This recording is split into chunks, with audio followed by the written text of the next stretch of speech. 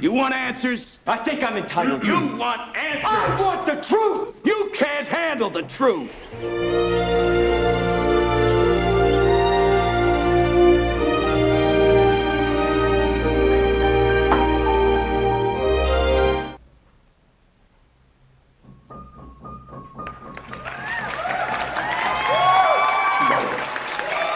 Muito bem, você está ligado mais uma vez em Qualquer Coisa Moura. Qualquer Coisa Moura, como já se sabe, fala de qualquer coisa.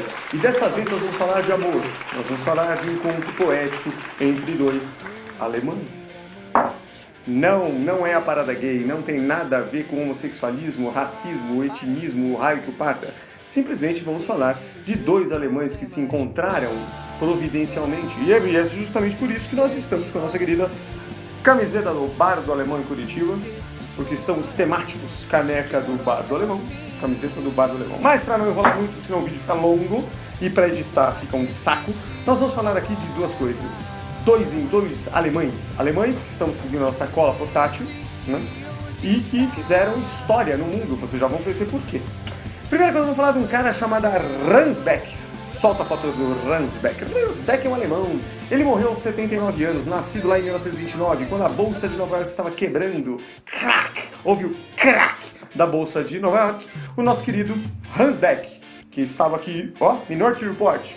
Solta a foto, muito bem. Ransbeck apareceu aonde? Dia 6 de maio de 1929. É isso aí. Numa cidadezinha pequenininha de 25 mil habitantes lá na Alemanha, escondida no cu da Alemanha, literalmente. Cidade de Kreis, na Alemanha, exatamente. População pequena, 20 e poucos mil habitantes. Tínhamos irmãos. Ransbeck tinha muitos irmãos. E ele era filho, naquela época, em 1929, Bolsa quebrando e o casamento dos pais de Ransbeck também quebrou. Não se sabe se pela Bolsa de Nova York, etc. Não faço ideia. Fato é que Ransbeck foi para um lado, o pai de Ransbeck para um lado, a mãe de Ransbeck para o outro, o filho no meio, e tanto este como aquele casaram-se de novo. Cada um tinha outros herdeiros. Ransbeck, portanto, passou a ter vários irmãos. Ele era o primogênito, ele era mais velho. E o que ele fazia para brincar? Ele fazia brinquedos para os irmãos. Porque naquela época, meu amigo, não tinha smartphone, não tinha um monte de brinquedo. Então, para brincar, você tinha que normalmente, ou você era muito rico e comprava os brinquedos que eram raros e caros, ou você não era rico e fazia os seus próprios brinquedos. Os saudosistas pobres daquela época ainda dizem: ah, que vida boa era aquela onde nós fabricávamos com madeirinha, esculpindo com uma pequena navalha um pequeno brinquedo, um cacete. Se você for hoje na loja de brinquedo mais próxima ou na internet, o brinquedo chega pronto, é só desembrulhar e brincar à vontade. É muito melhor, mas não tinha naquela época. Muito bem. Ransbeck, então, estava naquela querida cidade de Kreis, na Alemanha, com 25 mil habitantes. Ransbeck vai crescendo, fabricando, ele tinha uma habilidade manual muito boa. E é nessa habilidade inata, né, que ele foi treinando, nada inato, né? O cidadão foi treinando com uma pequena habilidade motora e foi melhorando os seus dedinhos, suas mãozinhas, e automaticamente ele virou, na época, logo depois, durante a Segunda Querida Guerra Mundial, ele se tornou marceneiro. Ransbeck se tornou marceneiro. E o que ele fazia para brincar? O que ele fazia também nas suas horas vagas, como hobby? Marcenaria, obviamente, era trabalho. Ele fazia o quê? Aeromodelos. Então ele brincava com réplicas de avião, de madeira e tudo. Obviamente, quando você vai treinando numa madeira como essa tábua que vos fala ou que vos apoia, se você ficar brincando com uma navalha e tudo, você pode fazer o que você quiser, porque madeira é um material fácil de se montar, como outros, inclusive. O que Ransbeck tem a ver? Calma. É aquela história, uma história começa num ponto e vem sendo desenhada, outra história começa no outro, desenhada, e milagrosamente, no centro, elas se encontram. Ocorre o que se diz na matemática, quando você brinca de ginásio, a intersecção. Dois pontos se encontram. Ninguém procura saber dos dois pontos quando se encontram, de onde ele veio, mas o fato é que eles se encontram, a história começa a partir dali. Nós estamos fazendo um negócio diferente nesse querido Qualquer Coisa Moura, episódio especial, segundo, portanto, e aí nós vamos falar de um outro elemento. Então Ransbeck via de um lado, e existia um outro alemão chamado Horst Brandstatter. Horst Brandstatter, como Ransbeck, era alemão. E como os dois eram alemães, só que diferente, Horst Brandstatter, ele nasceu em 1933, portanto ele era 4 anos mais novo que o querido Ransbeck. Nasceu onde? Cidade de Zirndorf, na Alemanha, também no interior, cidade também pequena, né? Cidade de 28 mil habitantes, estava lá. Então tinha Um de um lado com 25 mil habitantes, o outro com 28 mil habitantes. Só que esse aqui já era de uma classe mais abastada, porque o nosso querido Horst Brandstatter, o pai dele era dono de uma fábrica. Ele já vinha de família, portanto, de empresários. Era o começo, portanto, do querido capitalismo, em 1933, aquele negócio todo. O que precedia a querida Segunda Guerra Mundial. Bom, enfim, estava lá numa cidade de 900 habitantes a cada quilômetro quadrado, de densidade, tá? Enfim, empresário, né? Aos 22 anos, portanto ele vai sendo formado naquela cidadezinha e tudo mais, aos 22 anos de idade, ele resolve fazer o quê? Começar a trabalhar, como qualquer filho de empresário, na empresa do pai, dos queridos Brandstatter. E aí, o que fazia esta merda dessa empresa do Brandstatter? A empresa do Brandstatter tinha sido fundada anos antes, em 1876, portanto era uma empresa que já era consolidada no mercado, ela já tinha lá mais de 25 anos de mercado. E ela fazia o quê? Acessórios ornamentais e fechaduras. Acessórios ornamentais, simples, né? E fechaduras. Uma empresa alemã. É a gripe H1 que não nos deixa. Pois bem, aonde esses dois pontos se encontram? De um lado Hans Beck, do outro lado o querido Horst Brandstatter, que nós já colocamos a foto aí. O que acontece? Aos 30 e poucos anos de idade, os dois vão caminhando, passam inclusive incólumes, ou como diria, passam desapercebidos, passam com poucas lesões, não são mortos na querida guerra, ainda mais que os dois eram alemães. A Alemanha foi profundamente bombardeada e destruída, evidentemente que logo depois foi reconstruída e hoje domina o mundo, inclusive, de novo. Mas enfim, o fato é que os dois queridos alemães sobreviveram à guerra. E as empresas dos Brandstatter também. Obviamente, como qualquer empresa que ao longo dos séculos ou ao longo dos anos vão se ajustando, essa empresa também foi sofrendo transformações. E os queridos acessórios ornamentais ou fechaduras foram dando espaço para outra coisa. Só que, em algum momento de 1900, na década de 50, surge no mundo uma nova mania, a mania do plástico. Até então, tudo era louça, tudo era papel, não sei o quê. O plástico vem para dizer que tudo era descartável. Começa a surgir o tal do PVC, o polipropileno e etc. Por quê? Porque na verdade já existia, né? Isso vem, obviamente, de refino, de petróleo. Mas o mundo começa a descobrir que fabricar plástico, né? Plástico injetado, etc., moldar, é muito mais fácil que metal. E muito mais barato. Portanto, em 1954, a empresa dos Brandstatter começa a brincar com produção de plástico, exatamente. E começa a se especializar em um novo mercado que até então não existia.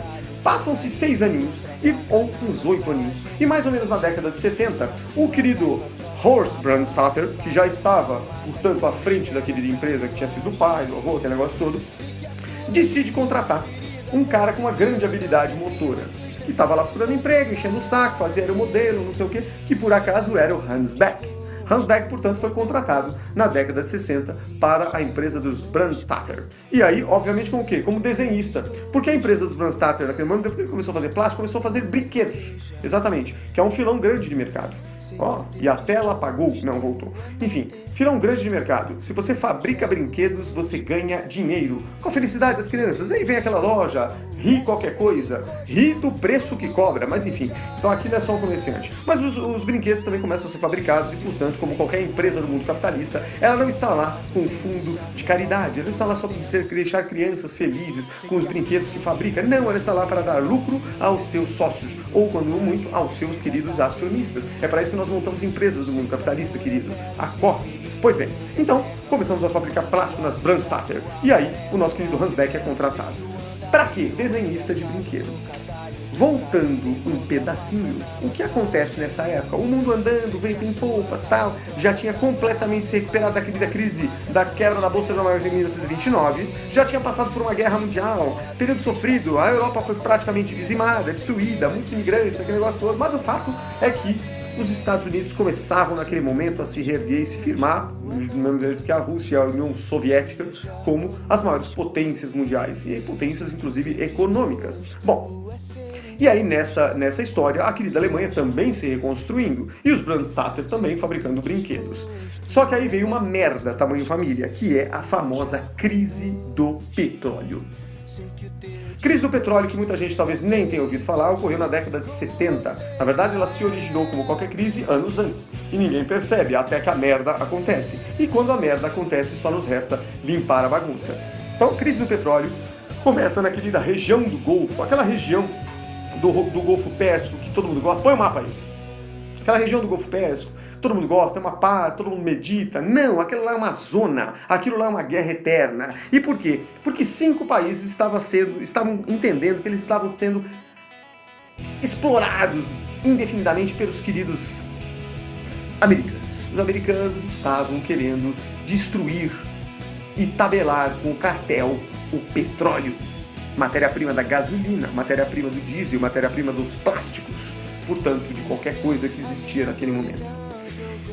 E nesse momento, 5 países que são os maiores produtores de petróleo no mundo se reúnem e falam, fodeu.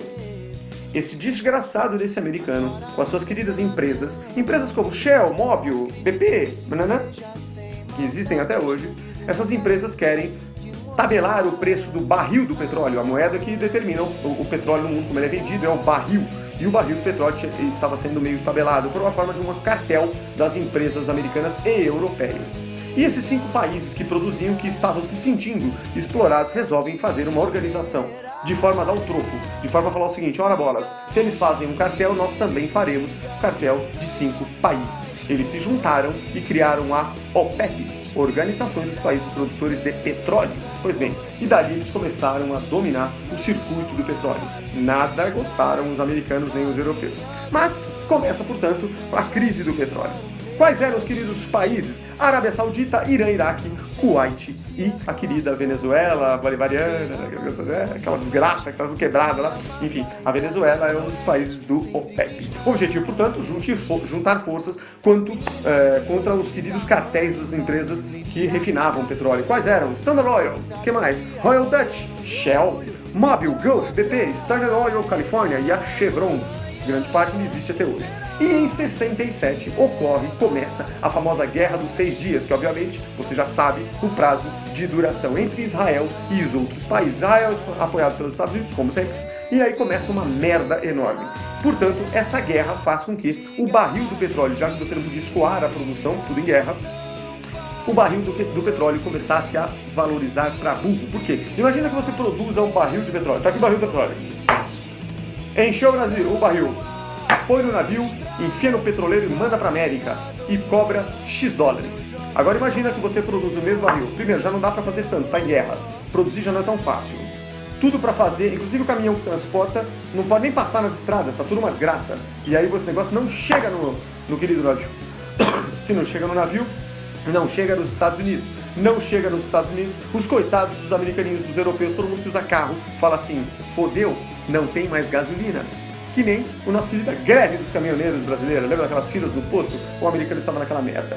Portanto, em 1973, os Estados Unidos apoiando Israel numa guerra chamada Yom Kippur, que eu não sou professor de história, nem quero ser, portanto, que procure, né? O preço do querido barril, que estava acostumado a custar 3 dólares americanos naquela época, de repente pula para 12 dólares.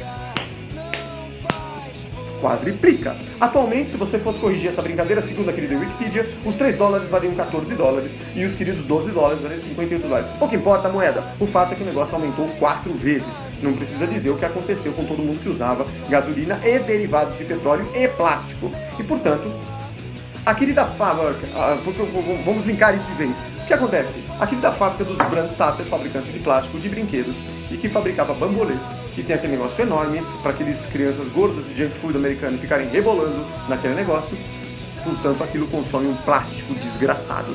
Eles resolvem falar, fodeu, plástico tá um negócio caro e a empresa depende de plástico. O que nós vamos fazer? Portanto, recomendo ao querido Hans Beck. Hans, chega aqui ao quartel-general, diz o nosso querido outro sócio, que eu já esqueci a merda do nome, Horst. Horst chama Beck, Hans, e fala assim, Horst chama Hans, olha que negócio, HH. Horst chama Hans e fala assim, amigo, nós vamos ter que fazer alguma coisa melhor.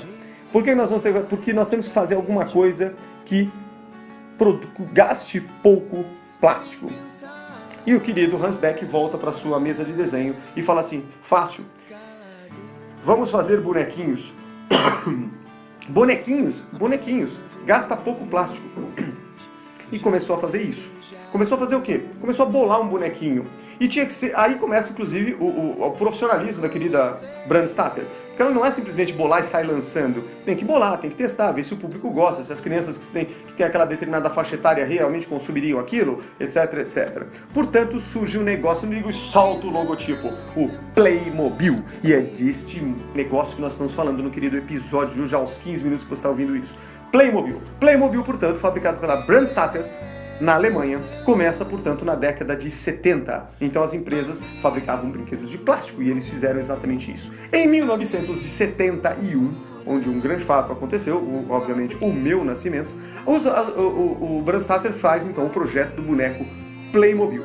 E a crise do petróleo termina somente em 1973. E aí, durante esse processo entre Hans desenhou o primeiro Playmobil, até 2 anos depois, a empresa ia naquele jogo de cintura e tal, até que a crise do petróleo tem o auge lá, portanto, em 73. E aí eles lançam um bonequinho de 7,5 centímetros, solta a foto, exato, de altura que coubesse nas mãos da criança. Então, a coisa mais legal, e agora, aguardem na mesa, por gentileza, nós vamos pegar aqui um querido Playmobil.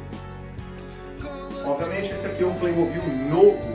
Você ouviu o áudio? Eu falei que eu fui um Playmobil, etc. Então, 7,5 centímetros de altura. Isto é um Playmobil. Exatamente o que os Brandstatters faziam. E o Playmobil foi gerado, vamos ler aqui o que mais que fala, conversas, mãos, boneco, legal, uma coisa importante. O querido Hans, ele pensou o seguinte, não adianta fazer um boneco com milhões de articulações, todo complexo. Então ele pensou em 2 coisas básicas. Que a cabeça mexesse de um lado para o outro, que os 2 bracinhos pudessem subir e descer e que o boneco pudesse sentar, portanto as pernas móveis. Eram os únicos movimentos dos primeiros bonecos que nós já vamos mostrar no detalhe do querido Playmobil. E ele fez pesquisas com crianças naquele negócio de sala escura. Você coloca as crianças lá dentro, brincando com coisas aleatórias, fica atrás de um vidro espelhado e vendo qual é a reação do seu futuro público consumidor. E aí eles perceberam que as crianças, ao pegarem, não eram decoradinhos como esses aqui, ao pegarem esses brinquedos, começavam a entender que era uma forma humana e construir e montar cenários. Caiu, morreu. Enfim, começavam a brincar cenários fantasiosos, com a cabeça e tudo mais. E aí eles falaram, é aí que está o filão da brincadeira. O Playmobil, portanto, acabou de ser lançado. Então ele tinha mobilidade simples, está certo. Outra coisa, a quantidade de plástico envolvido nesse negócio, obviamente você pode imaginar que é muito pequena. Comparado com um bambolê, nem se compara. O bambolê é aquele negócio meio cheio de plástico e tal. Isso aqui, né? Quase que refúgio de plástico. Bom, só que o problema é o seguinte, no começo o Playmobil não vendeu. Não vendeu por quê? Porque ninguém conhecia Playmobil. Tô com vontade de dizer. Ninguém conhecia Playmobil. Então não vendeu muito bem. Bom, aí o que acontece? Eles resolvem lançar esse boneco numa feira mundial, que por acaso existe até hoje em Frankfurt. Aonde? Na Alemanha. Essa feira de Frankfurt, que começou lá em 1949, ela reúne somente fabricantes de brinquedo do mundo todo. Mais de 60 países. Existe até hoje, é anual. 6 dias do ano, esses caras se reúnem em Frankfurt, na feira de brinquedos. Chama-se Feira Internacional de Brinquedos de Nuremberg. Exato. E aí, eles lançam em 1974 o Playmobil lá. A Brandstatter leva o Playmobil, faz lá um stand bonitinho e faz a brincadeira. E o que mais louco aconteceu pro querido Horst foi que outras empresas que viram aquilo falaram assim, até porque é uma empresa que não é para público, tá? É uma empresa só para quem trabalha na área. Tem as fotos aí, solta a foto. Legal. Tá vendo a fotinho? Aí, fotinha bonitinha. Isto. Então, portanto, só pessoas ligadas ao mundo de brinquedo. E aí, o que acontece? Em 1974, Nuremberg, Playmobil é lançado. E aí uma empresa resolve comprar de cara a produção toda da Brandstatter. Dá tudo isso aqui. Eu acho que esse negócio vende. E realmente aconteceu o quê? Vendeu pra cacete. O fato, de novo, é que no final daquele ano de 1974, o querido pernil de Natal dos alemães, tanto do Hans, funcionário da empresa, e agora elevado a chefe do departamento de desenho dos brinquedos, e o querido Horst, estavam enchendo o rabo de dinheiro. Por quê? Porque 20% do faturamento de toda a Brandstatter, que tinha milhares de outros produtos, estava ancorado neste bonequinho de 7,5 centímetros de tamanho. Exatamente. O Playmobil tinha dominado 20% de todo o faturamento da empresa, certo? E o que aconteceu? Começou a expandir pelo mundo. A trilha sonora que vocês estão ouvindo, depois eu vou contar o que é. Mas enfim, tem a ver com o Playmobil também. Ao expandir pelo mundo, eles começam a pegar licença, empresas sob licença, porque você não fazia sentido você produzir na Alemanha e mandar por navio, por avião, pelo raio do pata para qualquer lugar do mundo. Então eles licenciam empresas interessadas que já dominavam, portanto, a fabricação de plástico e sob supervisão deles, no molde certo, com contratinho para não dar merda, aquele negócio todo, sem falsificação, embora tenha havido um caso grande de falsificação de Playmobil em um dos países, mas eu nem vou comentar isso, falsificação não merece nem destaque. E aí, a Playmobil, inclusive no Brasil, numa empresa chamada Troll, antiga e já falida, a Troll olha e fala assim, gostei, topo. E aí lança o Playmobil. Então, os primeiros Playmobil, pouco importa. Continue na mesa enquanto a gente toca o piano. E a gente acha este cara aqui. Isso aqui é um exemplo de um Playmobil brasileiro. Portanto, aqui embaixo, depois vocês vão ver esse detalhe, está escrito Troll. E isso aqui provavelmente da década de 70. Então, o nosso querido Playmobil brasileiro havia sido lançado. Aonde eu entro nessa história? Pouca coisa depois disso, porque eu nasci em 71. Portanto, quando essa brincadeira chega aqui no Brasil, na década de 80, eu já tinha os meus 9 anos de idade. E aí, quando nós voltávamos com a minha mãe, da querida natação, e passávamos ali, descíamos a Joaquim Nabuco, ali no Brooklyn, entrávamos na Avenida Santo Amaro a pé, e passávamos até o prédio, você passava por uma loja de brinquedos da Estrela. Mas que o cara não era besta. E aí ele punha lá dentro brinquedos de todas as marcas, inclusive da Troll. E nós vimos aquelas caixinhas azuisinhas com bonequinhos que podiam ter várias coisas. Xerife, que eu já vou mostrar no detalhe de novo, aguenta. E aí nós comprávamos aquilo. Então minha mãe acabou comprando para mim e para o meu irmão os bonequinhos. No dia a dia eram os bonequinhos mais baratos, aquelas caixinhas de uma única unidade. Como por exemplo o rei, como por exemplo o xerife. Nos dias de aniversário ou tudo mais, a gente pedia coisas maiores. Os carrinhos, as casinhas e por aí vai, o Forte Apache, e aí foi. E a gente começou a brincar com o Playmobil. E brincar com o Playmobil era um negócio que você treinava a sua cabeça, porque nós pegávamos o chão da sala, montávamos estrutura e fazíamos uma cidade de Playmobil conforme a gente foi ganhando os pedaços. Na verdade, a gente demorava a maior parte do tempo montando a cidade e planejando a logística da cidade. E pouco tempo depois brincando. Porque a gente não ligava muito de... Não, a gente gostava de mostrar o modelo, a maquete, o negócio todo. Depois, o tempo passava, era a hora do jantar, nós tínhamos que desmontar tudo aquilo e colocar nas caixas de novo, antes que todo mundo chegasse, meu pai chegasse e tudo mais, e ficasse aquela sala uma zona. Enfim, e nós brincamos muito tempo de Playmobil na sala com isso. Aí meu pai chegou a fazer, infelizmente não tenho foto, de madeira, uma réplica de uma casa para guardar os carrinhos da polícia, no meu caso, com um escritório e uma passagem secreta onde ficava escondido o rei, e para o meu irmão, com um piso de carpete de retalho que sobrou quando revestimos a sala da casa de carpete, uma mesma coisa de madeira, com cerca, com tudo, uma coisa desse tamanho, que era o corpo de bombeiros do meu irmão, e ele usou fita isolante vermelha para determinar que aquilo era um corpo de bombeiros, o caminhão de bombeiro do meu irmão, e foi. Enfim, aí o que acontece? A Troll, na década de 70, quebra, e a licença passou para a Estrela, que existe até hoje, mas praticamente não entrega o Playmobil em nenhum lugar. O Playmobil virou sucesso mundial. Continua. Em 2018, o Playmobil ainda é fabricado. Geobra, empresa ligada à Brandstatter. Então, se você pega este Playmobil aqui, você vai ver que ele foi fabricado recentemente pela Geobra alemã. É isso que nós vamos mostrar daqui a pouco. Mais do que isso, a galera antiga, como eu, começou a colecionar Playmobil. Tem os fanáticos por Playmobil, colecionam todos os milhares de modelos. Outras pessoas fazem o quê? Stop motion, ou filmes. Sabe aquele filme de você fotografa diversas vezes uma parte? Fotografa. E se você passar essas fotos com uma rapidez de 24 quadros por segundo, num único segundo, num editor qualquer, automaticamente você dá uma falsa ou uma sensação de movimento para quem assiste, para o ser humano. E é isso que o stop motion faz. E para ilustrar essa brincadeira, eu também soltei um stop motion, eu mesmo fiz. E foi um saco. Foram mais ou menos umas 900 fotos num tripé, batendo e mexendo, e depois mais não sei quanto tempo colocando em cada fração de segundo cada uma dessas fotos para que desse a sensação e tal. E não ficou perfeito, tá? Então solta o stop motion que eu fiz.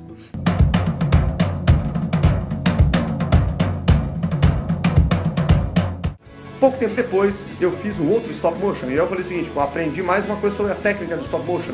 Além de você deixar a câmera aqui, e vai fazendo isso, fotografa, isso, fotografa, isso, fotografa, isso, você pode também, enquanto este movimento ocorre, você também pode fingir que o cameraman está se deslocando. Então você faz tchum, vira a câmera, tchum, tchum, vira a câmera, tchum, tchum, e aí você faz a sensação da câmera chegando como se fosse uma coisa real. Então, segue o meu segundo stop motion com a câmera virando.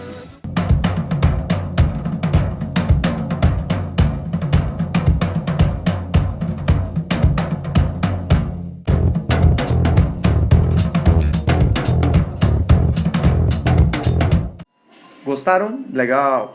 Falta o que ali? Cenário, não sei o que, isso aqui eu fiz, obviamente, num cantinho do móvel, com uma luz em cima e com uma câmera, mas é só para dar uma ideia. Mas não se impressione, se você for no querido YouTube da vida, onde tem tudo, eu separei, eu fiquei fuçando lá quem eram os fabricantes de stop motion de Playmobil. E tem cara no mundo inteiro. E aí eu coloquei um filminho que eu acho fantástico, que é o Roubo do Porsche. E o cara teve um cuidado filha da puta, porque ele monta o cenário, o fundo, a pista. Assistam, portanto, o Roubo do Porsche e a recuperação do Porsche. Se fosse no Brasil, não recuperava. Mas esse é outro assunto.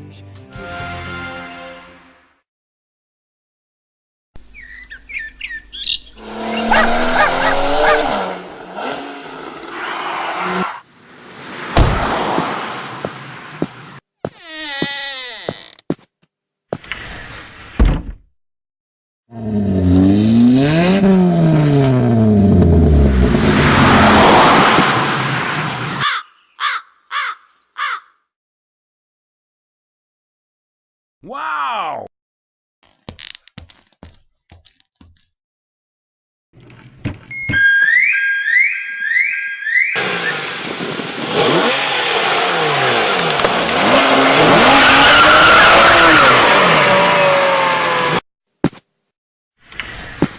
Oh nein, mein Porsche! Polizeistation, Frau Meier am Apparat. Mein roter Porsche mit dem Kennzeichen PM 153911 wurde geklaut. Ich gebe es sofort an die Polizeistreife weiter.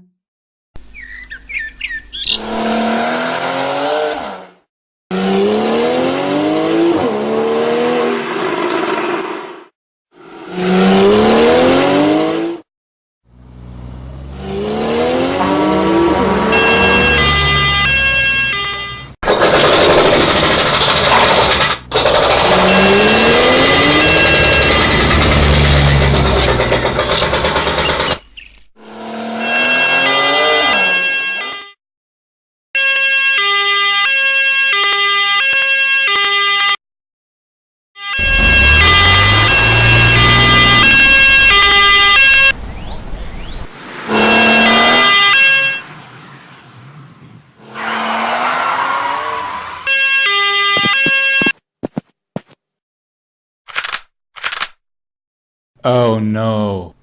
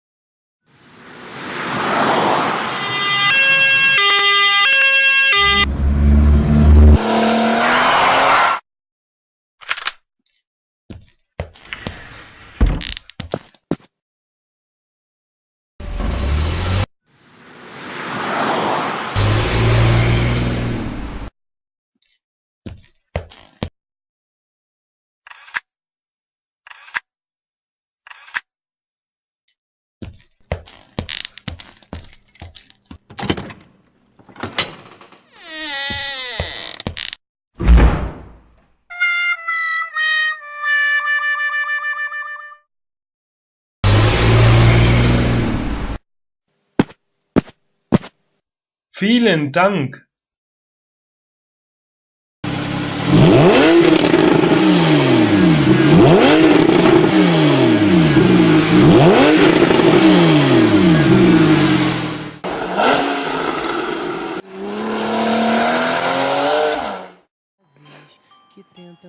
Viram então? Legal, né? Eu achei bem legal esse filminho. Tem mais um outro, eu vou ter que passar uns caquinhos de massinha, o Playmobil, olha que legal.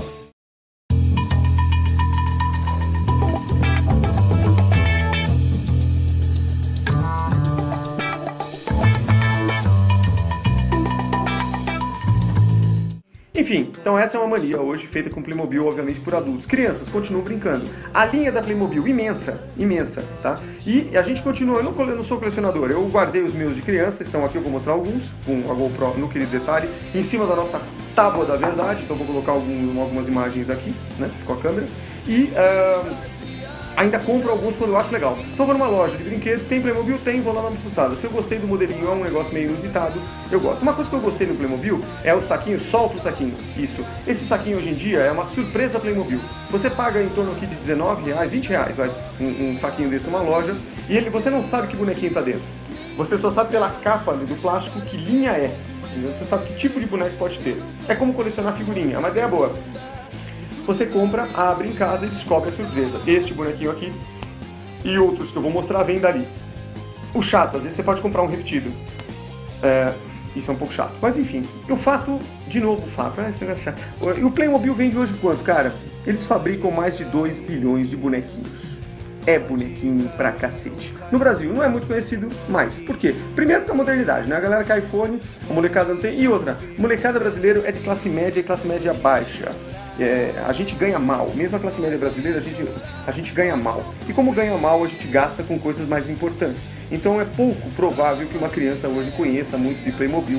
Talvez conheça um pouco mais de Lego pelo marketing, mas mesmo assim o preço do Playmobil e o preço do Lego, embora sejam figuras completamente com a mesma ideia, porém diferentes, o Lego com peças e com os bonequinhos dele quadradões e meio feios, o Playmobil não, o Playmobil ele se destaca por um bonequinho tosco com poucos movimentos, mas esses novos, inclusive, tem alguns melhores, assim, você muda, você vira os punhos e tudo mais.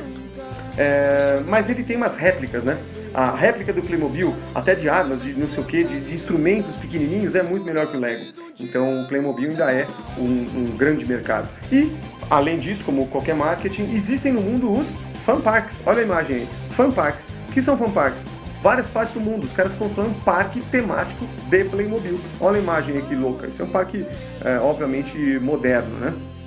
É isso então, o Playmobil. Então nesse nosso querido Qualquer Coisa de hoje, você viu o Playmobil. Que falta você ver agora? Os brinquedos antigos de Playmobil, com câmera, e um pouquinho ali. Os modernos que eu achei legais. E vou colocar também, e ao som de todo esse episódio, que já dura seus 28 minutos, você tem também a banda brasileira chamada Playmobil.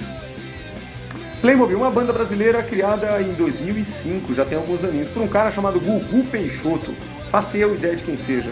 Então esse nome Playmobil que tá tocando vem em homenagem do Playmobil que eles gostavam na década de 80, os integrantes da banda. E além do gostar, eles também queriam usar o termo Playmobil, do play de brincar. Então eles queriam brincar fazendo música. Playmobil, portanto, está aí com o disco Devaneios e Fosforilações, Solta a Capa, que tem uma cara legal, que foi lançado lá em 2008 e depois foi relançado em 2010. E, portanto, com Devaneios e Fosforilações, a gente termina o nosso segundo episódio do Qualquer Coisa. O que nós vamos falar no terceiro? Dando já um pequeno spoiler, nós vamos falar de fita cassete, aguarde. E o do vinil? O do vinil aguarda, estamos preparando o episódio 2 e tem notícia nova surgindo no vinil, hein? Semana passada surgiu vinil em cerâmica, já vamos falar disso depois no outro episódio. Então, programação aqui do nosso canal, próximo episódio, fita cassete 1 e depois disso, vinil 2 para terminar o querido vinil. Falou, fui! Vamos ver qual é o bonequinho que vai chegar aqui, ó. Tem várias opções aqui, vamos ver como vem. Tem um manualzinho.